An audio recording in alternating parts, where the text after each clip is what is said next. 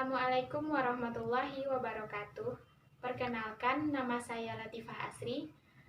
Saya mahasiswi STKIP PGRI Sumatera Barat NPM 19140001 Program Studi Pendidikan Akuntansi. Di sini saya akan menampilkan beberapa kegiatan mengajar untuk memenuhi tugas pada mata kuliah Strategi Belajar Mengajar. Terima kasih.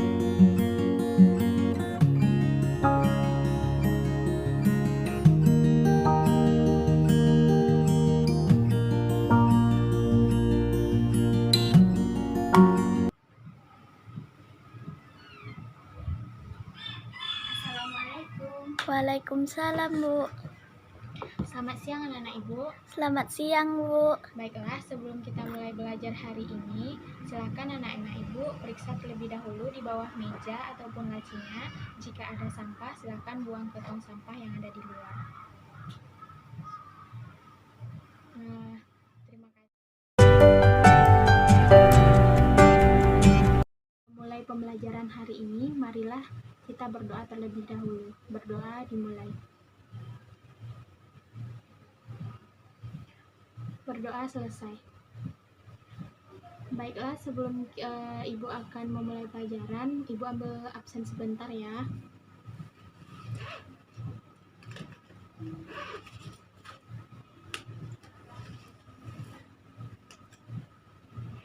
Dwi Handayani, Rahmadina, Nanda Agustina, Cindy Marsal, Risa Jaya Putri. Baiklah, semuanya hadir ya.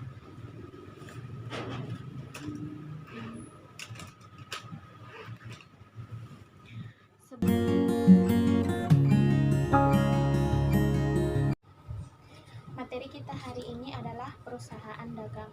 Sebelumnya, Ibu akan mengulang pelajaran minggu lalu, yaitu perusahaan jasa. Perusahaan jasa adalah perusahaan yang menjual jasa yang dihasilkannya guna untuk memenuhi kebutuhan konsumen untuk memperoleh laba atau keuntungan dari hasil penjualan jasanya tersebut. Karakteristik perusahaan jasa yang pertama adalah aktivitas utamanya yaitu menjual jasa. Maksudnya, perusahaan jasa itu memberikan suatu layanan kepada suatu konsumen. Yang kedua, karakteristiknya yaitu perusahaan jasa tidak menyediakan produk dalam bentuk fisik. Maksudnya adalah perusahaan jasa tidak membeli ataupun menyimpan barang, melainkan manfaatnya yang dapat kita rasakan. Dan yang ketiga, karakteristiknya adalah perusahaan jasa bisa membutuhkan atau tidak membutuhkan barang-barang berwujud. Maksudnya di sini yaitu contohnya saja seperti biro jasa perjalanan. Tentunya perusahaan jasa ini akan membutuhkan armada supaya konsumen bisa memesan biro perjalanannya tersebut. Adapun ciri-ciri dari perusahaan jasa yang pertama adalah pendapatannya berasal dari penjualan jasa. Yang kedua, tidak menyediakan produk. Yang ketiga, jasa yang dihasilkan dapat segera digunakan. Dan contoh dari perusahaan jasa tersebut dalam bidang transportasi infrastruktur diantaranya Garuda Indonesia Tbk, Jasa Marga Tbk, dan Biro Perjalanan Wisata. Adapun dalam bidang keuangan yaitu seperti Bank Sentral Asia Tbk, Bank Mandiri, Bank Danamon, dan Bank BRI.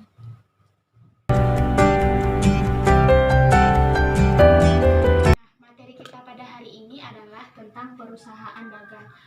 Perusahaan dagang adalah perusahaan yang membeli, menyimpan, dan menjual kembali barang dagang dengan harga yang lebih tinggi guna untuk memperoleh laba atau keuntungan tanpa memberi nilai tambah pada barang tersebut.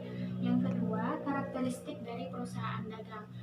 Karakteristik yang pertama adalah aktivitas utamanya yaitu membeli, menyimpan, dan menjual kembali barang dagang. Yang kedua, perusahaan dagang tidak melakukan proses produksi.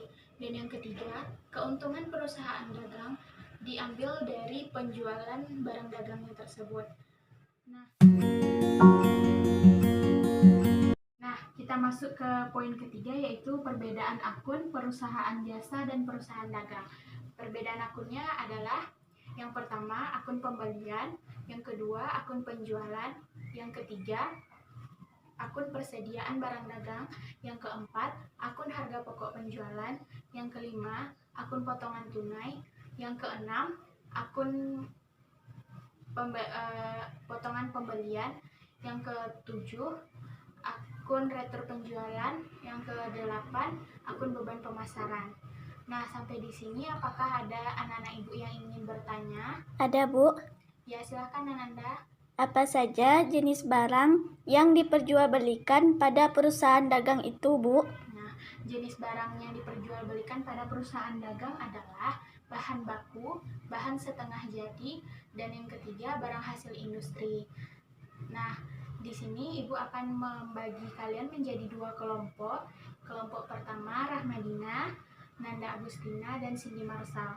Kelompok kedua Risa Jaya Putri dan Dwi Handayani. Kalian akan membahas yang pertama, yaitu apa saja contoh perusahaan dagang dan perbedaan perusahaan dagang serta perusahaan jasa. Nah, materi kita selanjutnya adalah jenis-jenis perusahaan dagang. Jenis perusahaan dagang yang pertama berdasarkan produk yang diberdayakan, yaitu perusahaan dagang barang produksi. Perusahaan dagang barang produksi adalah perusahaan yang memperdagangkan produk berwujud bahan baku sebagai bahan dasar untuk pembuatan berbagai alat atau produk guna menghasilkan produk baru. Yang kedua, perusahaan dagang barang jadi. Perusahaan dagang barang jadi adalah perusahaan yang memperdagangkan produk akhir berupa barang yang siap untuk dikonsumsi. Contohnya seperti tas, pakaian, dan kulkas. Nah, yang kedua yaitu jenisnya berdasarkan macam konsumen yang terlibat. 1. Perusahaan dagang besar atau biasa yang kita kenal dengan wholesaler. Perusahaan dagang besar adalah perusahaan yang membeli produk dari pabrik secara langsung dalam jumlah atau skala yang besar, serta dijual kembali dengan volume yang besar juga. Contohnya, pedagang grosir. Yang kedua, perusahaan dagang perantara atau middleman. Perusahaan dagang perantara adalah perusahaan yang membeli produk dalam partai besar untuk kemudian dijual kembali ke pengecer dalam jumlah yang sedang. Contohnya seperti pedagang subgrosir. Yang ketiga, perusahaan dagang pengecer atau retailer. Perusahaan dagang pengecer adalah perusahaan yang berhubungan secara langsung dengan konsumen. Konsumen bisa membeli secara eceran mengenai produk yang ditawarkan. Atau dalam hal ini, retailer sering kita jumpai di lingkungan kita sehari-hari, yaitu seperti warung, kios, dan swalayan. Selanjutnya, kita masuk ke materi syarat pembayaran dalam perdagangan. Setiap harinya, perusahaan akan melaksanakan banyak kegiatan transaksi jual-beli dalam skala yang besar. Maka akan lebih baik dilakukan jika perusahaan tersebut melaksanakan transaksinya secara kredit. Maka dari itu, dalam dunia perdagangan dikenal beberapa syarat pembayaran secara kredit, antara lain 1. N/30. N/30 artinya pembayaran dilaksanakan selambat-lambatnya 30 hari sejak tanggal transaksi jual beli dilakukan. Yang kedua, IOM atau end of month, artinya harga neto faktur harus atau wajib dibayar dalam akhir bulan.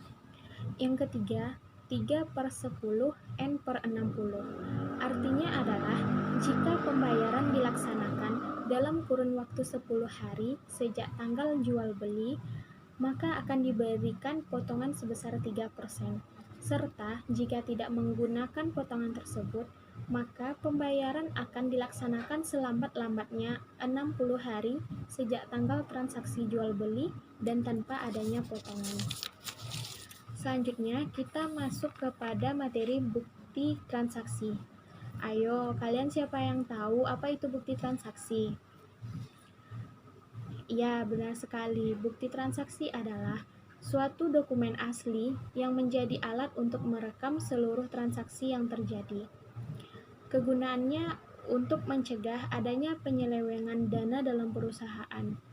Nah, ayo siapa yang tahu apa-apa saja contoh bukti transaksi itu?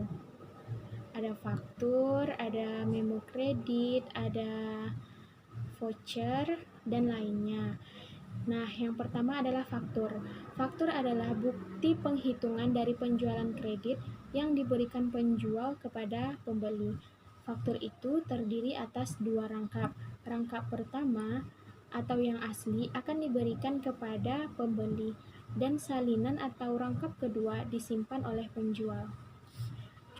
Contohnya, Cindy membeli perlengkapan sekolahnya di toko buku Ahmad Jaya. Nah, yang Cindy beli itu ada 10 buah buku tulis, 5 buah buku peta, 2 buah pulpen, 1 buah pensil, dan 1 buah penggaris. Maka si penjual akan mencatat transaksi tersebut ke dalam faktur penjualannya.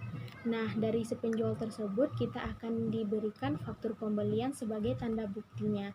Dan untuk salinannya akan diambil dan disimpan oleh penjual.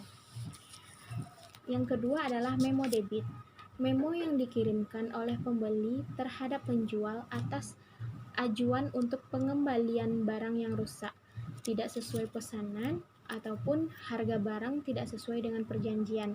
Istilah ini biasa kita kenal dengan istilah retur. Yang ketiga, memo kredit adalah memo yang dibuat oleh penjual sebab penjual telah menerima pengembalian barang dari pembeli. Memo kredit ini akan dikirimkan penjual terhadap pembeli. Yang keempat adalah bukti kas masuk. Bukti kas masuk adalah bukti yang dibuat oleh pihak perusahaan atas penerimaan kas. Contohnya, ketika perusahaan menerima pelunasan piutang dari pihak pembeli. Nah, selanjutnya adalah bukti kas keluar. Bukti kas keluar adalah bukti yang dibuat oleh pihak perusahaan atas pengeluaran kas yang berkaitan dengan pembelian. Contohnya ketika perusahaan melunasi utangnya terhadap penjual. Nah, baiklah. Silahkan perwakilan masing-masing kelompok untuk menyampaikan hasil diskusinya tadi. Kelompok pertama dan kelompok kedua. Ya, benar sekali ya. Berarti anak-anak ibu sudah paham mengenai contoh perusahaan dagang, serta perbedaan perusahaan jasa dan perusahaan dagang. Baiklah, sampai di sini dulu pembelajaran kita hari ini. Semoga anak-anak ibu mengerti dan memahami materi perusahaan jasa dan perusahaan dagang. Dan jangan lupa ya mengulang kembali pelajarannya di rumah. Sampai di sini dulu. Wassalamualaikum warahmatullahi wabarakatuh.